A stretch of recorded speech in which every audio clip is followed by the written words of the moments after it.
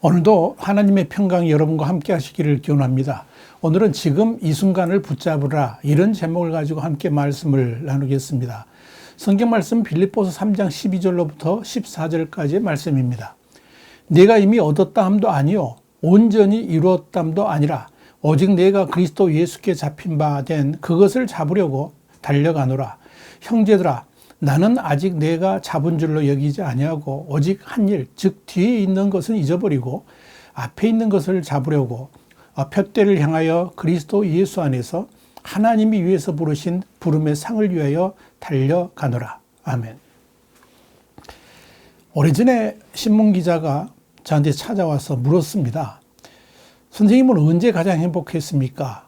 기자는 행복을 주제로 기사를 준비 중인데 이 행복했던 순간들의 모습을 통해서 행복의 방법을 제시하려고 했던 듯 합니다. 아마 저에게도 과거에 행복했던 순간들을 회상해 주기를 바랬던 것 같습니다. 그 질문에 대해서 저는 이렇게 대답을 했습니다. 저는 지금 이 순간이 가장 행복합니다. 그러자 기자가 조금 뜨악한 표정을 지으면서 되물었습니다. 지금 무슨 일이 있으시기에 행복하다고 말씀하십니까? 뭐 좋은 일이라도 있으십니까? 아마 예상했던 답변이 아니라서 당황한 듯 싶었습니다. 그래서 저는 이렇게 설명을 해줬습니다. 우리는 항상 과거에 행복했던 순간들을 기억하면서 지금은 그때같이 행복하지 않다고 생각합니다. 그래서 지금 이 순간에 주어진 오늘을 별로 행복하지 않게 살아갑니다. 반면에 어떤 분들은 미래에 다가올 어느 날을 위해서 지금 모든 것을 희생하면서 힘들게 살아갑니다. 그러나 저는 그렇게 생각하지는 않습니다. 오늘이 가장 행복해야 그 사람은 결국 행복한 인생을 살아가도록 되어 있습니다. 저는 오늘을 가장 행복하다고 생각하고 또 그렇게 살려고 노력합니다. 그렇게 살다 보면 시간이 흘렀을 때 모든 나날들이 다 행복해질 수 있는 것 아니겠습니까? 자, 여러분, 상담을 하면서 많은 사람들과 대화를 하다 보면 오늘을 불행하게 사는 사람들의 대부분은 과거나 미래에 행복을 두고 살아갑니다. 옛날에는 행복했었는데 2, 3년 전만 해도 좋았었는데 이렇게 말씀하시는 분들은 평생 과거만 회상하면서 오늘을 불행하게 살아갑니다. 반대로 10년 후에 아파트를 사게 되면 행복해질 겁니다. 10년 후에 아이들을 결혼시키고 나면 또 5년 후에 아이들 대학 졸업시키고 나면 뭐 이런 식으로 미래의 약속음을 붙들고 살아가는 분들은 그래서 그럭저럭 기쁨과 감동이 없는 하루를 살아가게 되어 있는 겁니다. 신앙생활도 마찬가지입니다. 특별히 믿음이 용가리 통뼈같이 크고 굵고 단단하다고 생각하시는 분들을 보면 천국에서의 삶을 위해서 이 땅에서의 삶은 희생해야 한다. 수도사처럼 모든 즐거움과 기쁨은 버려야 된다. 이런 생각들을 합니다. 한마디로 무채색의 삶, 백색의 삶을 살아가야 한다는 겁니다. 그것이 순결의 삶이고 정결한 인생이다. 그렇게 말들 하는 겁니다. 그래서 믿지 않는 많은 사람들이 기독교인이 되면 인생이 재미없어진다. 이렇게 말하는 것이고 제대로 누릴 것도 누리지 못하는 불쌍한 사람들의 집단으로 생각하기도 하는 겁니다. 과연 그럴까요? 물론 그 말이 맞을 수도 있겠죠. 그런데요, 저는 이렇게 생각합니다. 기독교인이 되면 재미도 없고 그래서 행복한 삶을 누리지 못한다. 여러분 그렇게 생각하십니까? 저는 절대 그게 아니라고 생각합니다. 오늘 하나님께서 우리에게 진정으로 원하시는 삶이 무엇인가를 살펴봄으로써 우리 모든 하나님의 백성들이 이 날마다의 삶에서 최선의 행복을 누리고 살아갈 수 있게 되기를 소망합니다. 사랑하는 여러분, 많은 사람들이 지금 이 순간을 살면서도 과거의 포로가 되어가지고 과거의 메인 삶을 살아갑니다. 가장 흔한 형태 중에 하나는 우선 과거와 지금을 비교하는 것입니다. 그때는 행복했었는데, 그때는 안 그랬는데, 그때는 좋았는데, 이렇게 그때는 이런 단어를 꺼낸다는 것은 지금은 불행하다. 지금은 과거같이 행복하지 않다는 것을 전제하는 것이고, 더불어서 지금 이 순간의 상황이나 지금 이 순간 나와 함께하는 누군가를 비판하고 있다는 것을 의미합니다. 그 사람의 인생이 결코 행복할 리가 없겠죠. 분명한 것은 과거라는 것이 지금의 순간, 또 순간들이 하나의 점으로 이렇게 색칠해지면서 하나의 선으로 이어지는 것이고, 그 이어진 선들이 과거가 되는 겁니다. 그러니까 지금의 점 하나가 불행의 색깔로 표시되는데 어찌 지나온 과거들이 행복하다고 말할 수 있겠냐 하는 겁니다. 그건 과거가 지금의 나를 불행하게 만들고 있다, 그런 것이나 다름없다는 이야기입니다. 그렇기 때문에 과거의 어느 순간과 지금을 비교하는 것은 참으로 어리석기 짝이 없는 행동인 겁니다. 과거에 매인 또 하나의 형태 중에 하나는 과거의 나, 과거의 자신에 붙들려 가지고 지금의 자신을 비하하면서 또는 자의하면서 살아가는 겁니다. 왕년에 내가 누구였는데, 내가 옛날에는 어떠한 자리에 있었는데, 이런 과거의 자신의 모습에 묶여 있다 보니까 현재의 자신을 잊어버리고 찾지 못하고 사는 겁니다. 이렇게 과거의 자신의 모습에 묶여 있다 보니까 현재의 자신을 잊어버리고 찾지 못하고 사는 겁니다. 그렇게 과거의 허상에 포함된 지금을 살아가니까 삶이 가식적이고 과대망상적이고 위선적이고 포장된 삶을 살아가는 겁니다. 한마디로 공중에 붕 뜬 삶, 현실의 땅에 발을 딛지 않고 살아가는 삶을 사는 겁니다. 그러니까 그 사람에게 있어서 지금 이 순간의 삶의 흔적은 없는 겁니다. 지금 이 순간의 열매가 나타나지 않는다 하는 이야기입니다. 한때 많은 사람들의 존경을 받았던 사람이 있습니다. 아마 여러분도 기억하실 겁니다. 좀 오래된 이야기이긴 합니다만은 그 유명한 이 산미철강, 산미 슈퍼스타스 야구단의 이 산미그룹 부회장이었던 서상록 씨 이야기입니다. 이 사람이 많은 사람들이 입에 회자가 된 것은 산미그룹 부회장이었기 때문에 그런 것이 아니고 그 자리를 그만둔 다음에 한 일 때문이었습니다. 당시 나이가 62살이었는데 본인 생각으로는 앞으로 최소 20, 30년을 더 살아가야 할 터인데 그냥 주저앉아 있기가 아쉽다, 이런 생각이 들었다는 겁니다. 그래서 그분이 선택한 것이 웨이터였습니다. 그분이 쓴 글을 보면 당시 웨이터 선배들의 평균 연령이 26.7세였다고 그럽니다. 그리고 그 웨이터로 들어갔을 때 직속 선배 나이가 21살이었다는 겁니다. 그러니까 무려 41살이나 어린 선배 밑에서 일을 배운 겁니다. 그때 이 서상록 씨는 나이, 학력, 경력을 몽땅 잊어버리고 앞에 있는 분들을 선배로 모시겠다고 결심했다, 이렇게 말을 했습니다. 그날부터 40여 년이나 나이 어린 선배들에게 철저하게 존대를 했습니다. 웨이터 생활이 시작된 지 1년여가 지났을 때 21살짜리 여자 선배가 할아버지 같은 서상록 씨를 어이 하고 부르더라는 겁니다. 그러면서 복장 좀 다듬어라, 손톱 깎아라, 잔소리 하더라는 겁니다. 서상록 씨는 그때가 그렇게 기뻤다고 그럽니다. 드디어 내가 나이의 벽, 모든 체면의 벽을 넘겼구나 싶었다 하는 이야기입니다. 서상록 씨는 과거를 벗어버린 겁니다. 자, 여러분, 오늘 성경 본문 13절 하반절에 뭐라고 말씀합니까? 뒤에 있는 것은 잊어버리고. 다시 말씀드려서 과거의 자신, 내 머릿속에 박혀있는 과거의 자신으로부터 벗어났다 하는 이야기입니다.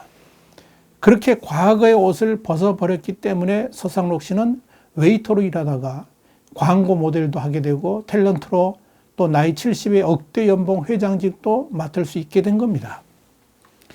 여러분, 과거의 자신에 매여 있는 것도 문제지만 과거의 어떤 사건이나 말, 행동에 의해서 지배되는 것도 문제입니다.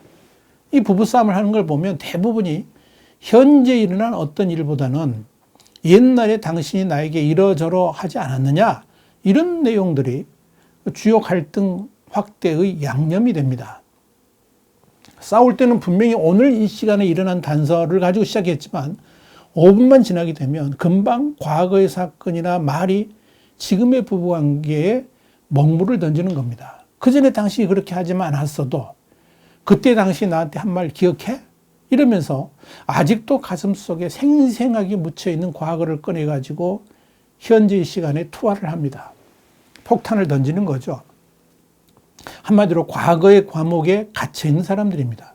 과거의 포로가 된 사람들은 과거하고 화해를 하지 않음으로 인해 가지고 항상 과거의 덫에 걸려서 넘어집니다. 그래서 과거가 힘들었으면 지금도 힘들게 됩니다. 자, 그러다 보니까 현재가 현재로서 자신에게 역사하는 게 아니라 현재는 힘을 잃게 되고 과거의 어두운 무게가 현재를 짓누르고 있다 하는 그런 이야기입니다. 그러니까 지금의 삶에 기쁨과 감격이 있을 리가 없습니다. 우리는 분명히 알아야 됩니다. 과거는 과거일 뿐입니다. 그 과거가 지금을 지배하도록 해서는 안 됩니다. 그래서 성경은 말씀합니다. 뒤의 것은 잊어버리고 뒤의 것은 잊어버리고. 그러니까 앞으로 달려가려면 뒤에 있는 것, 그 족쇄를 벗어버리라 하는 겁니다. 그래야 우리가 푯대를 향해서 달려갈 수 있다. 그런 이야기입니다. 사랑하는 여러분, 그렇게 과거의 포로가 된 사람들이 있는가 하면 어떤 사람들은 반대로 미래에 묶여 있는 사람들도 있습니다. 미래가 오히려 족쇄가 돼가지고 미래를 향하여 제대로 달려가지 못하게 된다 하는 이야기입니다. 얼마 전에 상담했던 부부 이야기입니다. 남편이 아내하고 도저히 못 살겠다고 그러면서 상담을 요청해 온 겁니다. 듣고 보니까 요즘 흔한 외도나 폭력 이런 건 아니고 아내의 내핍, 금소 이게 너무 지나치다 보니까 생겨난 갈등이었습니다. 아내는 결혼하면서부터 분명한 목표를 갖고 있었습니다. 결혼한 날부터 15년 안에 최소 30평짜리 아파트를 사서 입주하겠다 이런 꿈이었습니다. 어려운 월세 생활을 거쳐서 지금은 전세로 업그레이드가 되었습니다만은 아직도 이 갈 길이 멀기 때문에 남들 다 가는 그 흔한 휴가도 가지 않고 레저 생활 같은 여유도 갖지 않은 채 오직 미래의 그날을 위해서 남편에게도 내핍, 금검, 전략을 강조했던 겁니다. 달랑 10,000원, 교통비 3,000원에 밥값 7,000원, 그게 전부입니다. 아무리 남편이 어르고 윽박질러도 소용없었습니다. 남편에게 그 정도니까 아이에게 어떻게 했을지는 눈에 보지 않아도 뻔한 것 아니겠습니까? 하나밖에 없는 아들, 중학교에 다니는 이 아들 역시 엄마에 대한 불만으로 날마다 입이 이 대자만큼 나와 있는 겁니다. 그래서 제가 아내한테 물었습니다. 참 대단하십니다. 아파트 사서 편하게 살겠다는 그 의지, 그 목표를 위해 힘들게 살아가는 걸 보니까 참 존경스럽습니다. 그랬더니 그 아내가 이렇게 말을 합니다. 어렵더라도 참아야죠. 이제 조금만 더 고생하면 집장만 할 텐데 그때 되면 우리 가족이 웃고 행복하게 살 수 있을 겁니다. 그 아내에게 제가 이런 말을 던졌습니다. 집사님, 그래요. 30평짜리 아파트 사면 이제 행복해질 수 있을까요? 그때 되면 온 가족이 정말 행복하다고 생각할까요? 여러분 어떻게 생각하십니까? 정말 그럴까요? 집장만 하면 그때는 행복해질 수 있을까요? 승진하게 되면 그때는 행복하게 살 수 있을까요? 분명한 것은 오늘을 행복하게 살지 못하는 사람은 미래의 어느 순간이 다가온다 할지라도 행복을 누릴 수가 없다 하는 점입니다. 결혼 전에 행복하게 살지 못한 사람은 결혼해도 행복하게 살지 못할 가능성이 아주 높습니다. 미래에 다가올 그 무언가를 위해서 지금을 희생하는 사람같이 어리석은 것은 없습니다. 그렇다고 흥청망청 살라는 것이 아닙니다. 지금 행복을 누리고 산다는 것은 돈하고 관계가 없습니다. 상황과도 관계가 없습니다. 중요한 것은 지금 이 순간을 대하는 마음가짐인 겁니다.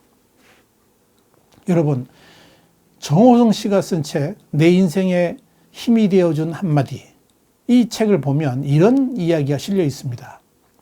한 노인이 노래를 흥얼거리면서 산길을 가고 있었습니다. 노인은 내리쬐는 떼약볕에 땀을 뻘뻘 흘리면서도 지팡이로 이렇게 박자까지 탁탁 맞추면서 신나게 노랫가락을 흥얼거렸습니다. 목을 쭉 빼고 노인을 쳐다보던 길가의 나리꽃이 고개를 갸웃거리면서 그 노인에게 물었습니다. 할아버지는 뭐가 그렇게 즐거우세요? 저는 이제 곧 시들어버릴 것을 생각하면 슬퍼 죽겠는데 할아버지는 어째서 그렇게 행복해 보이세요? 할아버지도 인생을 다 사셨잖아요. 그러니까 할아버지가 이렇게 대답을 합니다. 그래, 그래서 날 불렀구나, 나리꽃아. 너무 슬퍼하지 마라. 나도 얼마 있지 않아 세상을 떠나겠지. 하지만 소중한 것은 바로 지금 이 순간이야. 이미 지나가 버린 과거나 아직 오지도 않은 미래 때문에 나의 현재를 망칠 수는 없지 않겠니? 여러분, 그렇습니다. 저는 정호승의 책에 실린 이 이야기와 함께 실린 글들을 보면서 정말 많은 생각을 했습니다. 과거는 오늘이 아닙니다. 오늘이 오늘입니다. 내일도 오늘이 아닙니다. 어제는 부도난 수표이고 내일은 약속 어음이며 오늘은 준비된 현금입니다. 오늘 현재에 사는 것이 행복의 비결입니다. 행복은 내가 지금 지니고 있는 것, 내가 지금 하고 있는 일, 내가 지금 만나고 사랑하는 이들한테 있지, 어제 내가 지니고 있었던 것, 어제 내가 하던 일, 어제 내가 사랑하던 이들한테 있는 게 아닙니다. 어제와 똑같은 해가 오늘 또 뜨고 어제와 똑같은 바람이 오늘도 불어올 것 같지만 그렇지 않습니다. 그 모든 것은 어제와 다릅니다. 오늘은 오늘의 해가 뜨고 오늘의 바람이 불어올 뿐입니다. 오늘이 중요합니다. 어제는 좋은 날입니다. 죽어버린 날에 머물러 있는 것만큼 어리석은 일은 없습니다. 과거가 아름답지 않았다고 해서 현재 내 인생의 꽃이 아름답지 않은 건 아닙니다. 과거가 좋았다고 해서 오늘의 좋은 일이 과거만 못한 것이 아닙니다. 사랑하는 여러분, 다시 한번 강조합니다. 오늘이 중요합니다. 지금 이 순간이 최고의 시간이고 정말 중요한 시간이고 가장 행복한 시간이 되어야 됩니다. 그렇게 만들어야 됩니다. 오늘 본문 말씀 보면 우리는 푯대를 향해 달려가는 인생이라고 말합니다. 13절 말씀입니다. 형제들아, 나는 아직 내가 잡은 줄로 여기지 아니하고 오직 한 일, 즉 뒤에 있는 것은 잊어버리고 앞에 있는 것을 잡으려고 그랬습니다. 쉬운 성경에서는 이를 이렇게 말씀합니다. 형제 여러분, 내가 아직 목표에는 이르지 못했으나 여러분에게 한 가지 자신 있게 말씀드릴 수 있는 것은 내가 과거의 것은 잊어버리고 앞에 있는 목표를 향해 힘껏 달리고 있다는 것입니다. 앞에 있는 목표를 향해 힘껏 달리려면 자꾸 뒤를 돌아봐서는 안 된다는 거죠. 지금 이 순간에 최선을 다해야지 힘껏 달릴 수 있습니다. 지금 이 순간에 최선을 다하지 않으면, 지금 이 순간을 붙잡지 않으면 우리는 정해진 마라톤 구간을 벗어날 수가 있습니다.